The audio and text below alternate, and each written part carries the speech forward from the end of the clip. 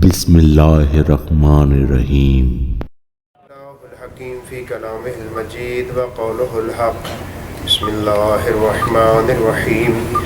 یا ایہا الرسول بلغ ما انزل الیک من ربک۔ مل کر صلوات پڑھیے۔ اللہم صلی علی محمد وعلی محمد۔ اپنی عبادات کی قبولیت کے لیے ایک مرتبہ پھر مل کر بلند کریں۔ اللہم صلی علی محمد وعلی محمد۔ اس متبرک و مبارک سفر پر تو ہمیں کچھ اور کہہ کر بلایا گیا تھا، لیکن یہاں آ کر پتہ چلا کہ چلو اس کے کچھ مقدمات بھی ہیں۔ مختصر ٹائم میں جو آپ اظہار کرنا چاہتے ہیں۔ میں چاہتا تھا کہ ہمارے برادر بزرگوار جناب شیرازی صاحب اس مسئلے میں ید طولہ رکھتے ہیں، ان سے استفادہ کیا جاتا۔ بہرحال چونکہ خواہش تھی الامر فوق الادب، تو حاضر ہونا پڑا آپ کی خدمت میں۔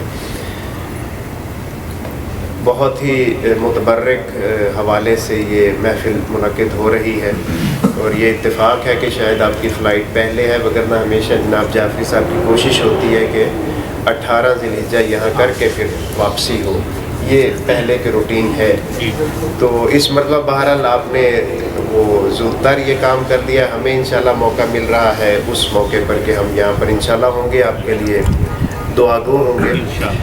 غدیر تاریخ انسانیت کا ایک انتہائی اہم موڑ ہے کہ اگر اسی غدیر کو مان لیا جاتا تو بعد والے جتنے بھی مسائل، جتنی بھی مصیبتیں، جتنی بھی اہل بیت علیہم الصلوۃ والسلام کی توہین، جتنی بھی اسلام ناب محمدی کی توہین آج تک ہو رہی ہے، وہ مراحل پیش نہ آتے۔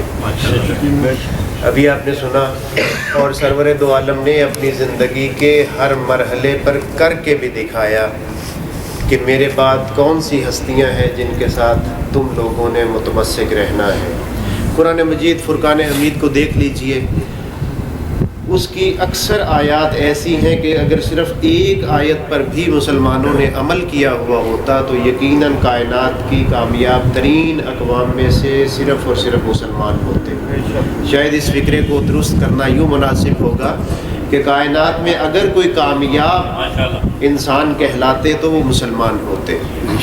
ہم نے مدینہ میں بھی ساتھیوں میں گزارش کی تھی کہ اگر مثال کے طور پر امت مسلمہ نے اسی بات کو مان لیا ہوتا کہ قرآن کہہ رہا ہے ما آتاکم الرسول فخذوہ وما نہاکم عنہ فانتہوا، ایسا ایمان اللہ کا رسول جو دے دے اسے لے لو، اور جس سے روکے اسے رک جاؤ، تو پھر بھی کوئی ایسا مسئلہ پیش نہ آتا۔ غدیر مسئلہ ولایت اتنا اہم ترین مسئلہ ہے کہ ایک مرحلے پر تو خداوند متعال نے ولایت کو اپنی ولایت کے برابر قرار دیا ہے۔ انما ولیکم اللہ ورسولہ، ایسا ایمان اللہ تمہارا ولی ہے۔ اس آیت پر کبھی آپ نے توجہ فرمائی، اور اپنے ہماری جو رسومات ہیں پاکستان کی ان کی طرف آپ نے توجہ فرمائی؟ انما ولیکم اللہ، اللہ ولی ہے۔ ہمارے ہاں کون ولی ہوتا ہے پاکستان میں؟ جو بھی مجنون نظر آ جائے، یہ ولی اللہ جی چھوڑ دیں اس کو کچھ نہ کہیں، نعوذ باللہ۔ اگر کوئی شخص قرآن مجید کی اس آیت کی طرف متوجہ ہو کر ایسی بات کہتا ہے تو فقط توہین رسالت کا مرتکب نہیں ہے، بلکہ توہین خدا کا مرتکب ہے۔ انما ولیکم اللہ، اے صاحبان ایمان اگر تمہارا کوئی ولی ہے تو وہ اللہ ہے۔ ورسولہ، اور پھر رسول ہے۔ لفظ پھر عربی میں نہیں ہے، صرف میں نے آپ تک پہنچانے کے لیے لفظ پھر کو استعمال کیا۔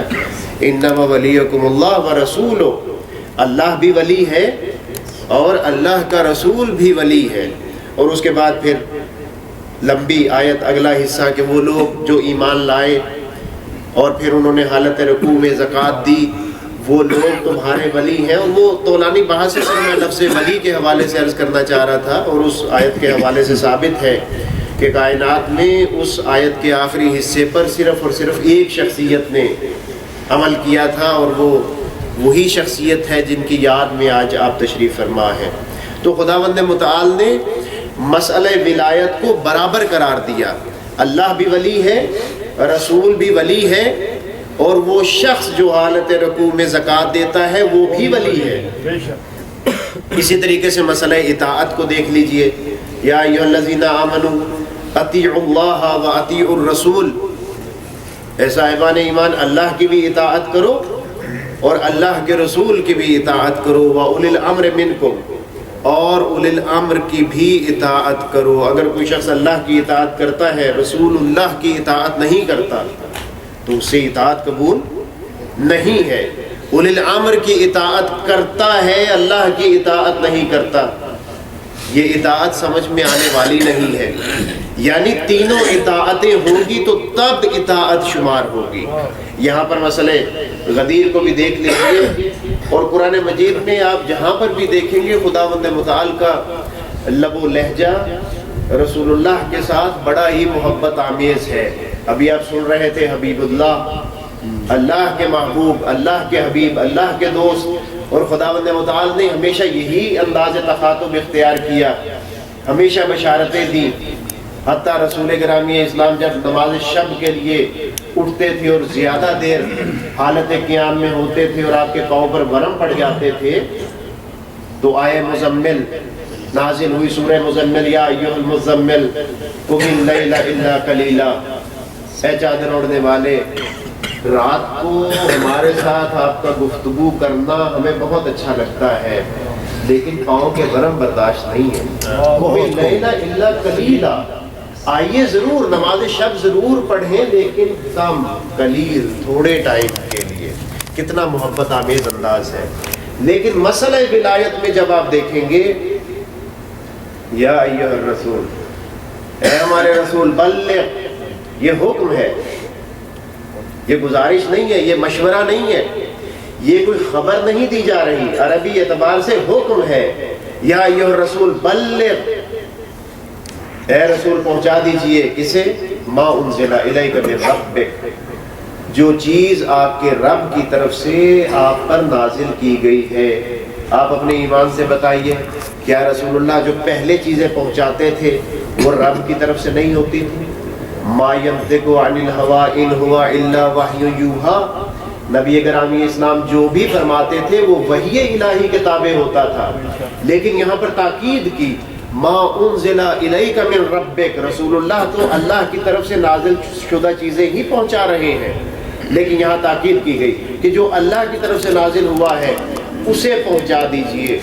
اور اگلا لب و لہجہ خداوند متعال نے کبھی رسول اللہ سے اختیار ہی نہیں کیا تھا.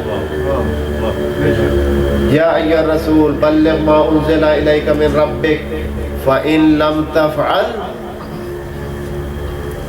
اسی فکرے پر رک جائیے. اگر آپ نے ایسا نہ کیا، آیا یہ امید رکھی جا سکتی ہے کہ خداوند متعال کی طرف سے کوئی حکم ہو اور رسول اللہ اس کو انجام نہ دیں؟ جب ہم آپس میں آپ بیٹھتے ہیں، میں بالکل آپ کے گھر کے مثال لے آتا ہوں. میں نہیں سمجھتا کہ آپ 110 حاجیوں میں سے 109 حاجیوں میں سے کوئی یہ توقع رکھے کہ وہ غلام عباس جنہیں آپ مٹھو کہتے ہیں یا بڑا مٹھو کہتے ہیں، ان سے کوئی بات کہے اور وہ انکار کر دے. میرا نہیں ایسا خیال. ایسے ہی ہے نا. خداوند متعال ان دونوں بھائیوں کی زندگی طولانی کرے، ان کی خدمات کو قبول فرمائے. ما انزل الیک من ربک فإن لم تفعل، اے میرے حبیب اگر آپ نے ایسا نہ کیا، فما بلغت رسالتہ، آج تک جو آپ نے کیا ہے گویا کہ وہ بالکل صفر ہو جائے گا. ما بلغت رسالتہ، اگر آج والے حکم کو آپ نے نہ پہنچایا تو آپ نے ہماری رسالت کے فریضے کو ہی انجام نہیں دیا. آپ اندازہ لگائیے، سرور دو عالم 23 سال کے عرصے میں سارا دین اسلام پہنچا چکے ہیں، لیکن ایک اہم بات ایسی پیچھے رہ گئی تھی کہ پورے دین کا دار و مدار اسی چیز پر تھا کہ اگر وہ چیز نہ پہنچی ہوتی تو ما بلغت رسالتہ، آپ نے تو ہمارا کوئی کام ہی نہ کیا. اتنا اہم منصب، اتنی اہم ذمہ داری خداوند متعال کے نزدیک، اتنا اہم دن، ائمہ علیہ الصلوۃ والسلام نے مسلمانوں کی بڑی عیدوں میں سے غدیر کو قرار دیا ہے۔ کاش کہ ہم اسی طریقے سے روز غدیر کو زندہ کریں، اپنی محافل میں، اپنی اقوام میں، اپنے ممالک میں، جہاں پر بھی جائیں یہ ہماری سب سے بڑی ذمہ داری ہے۔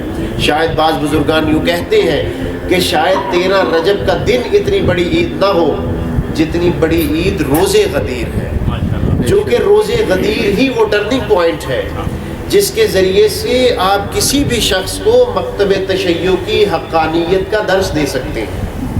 یہ مکتب تشیع کی بنیاد ہے، مکتب تشیع کی حقانیت کی دلیل ہے۔ یہی غدیر نہ ہوتا تو رسول اللہ کو کوئی بھی شخص چھوڑ کر نہ چلا جاتا۔ رحلت کے بعد 3 دن تک جو انتظار ہوتا رہا، ایسا نہ ہوتا روز غدیر پر اگر عمل کیا گیا ہوتا تو انہی دنوں میں ابھی رسول اللہ کا بقول جناب سیدۃ النساء کفن بھی میلا نہیں ہوا تھا، کسی کو تجاوز کی جرت پیش نہ آتی۔ اگر غدیر پر عمل کیا گیا ہوتا صفین پیش نہ آتی، اگر غدیر پر عمل کیا گیا ہوتا تو عاشور پیش نہ آتا۔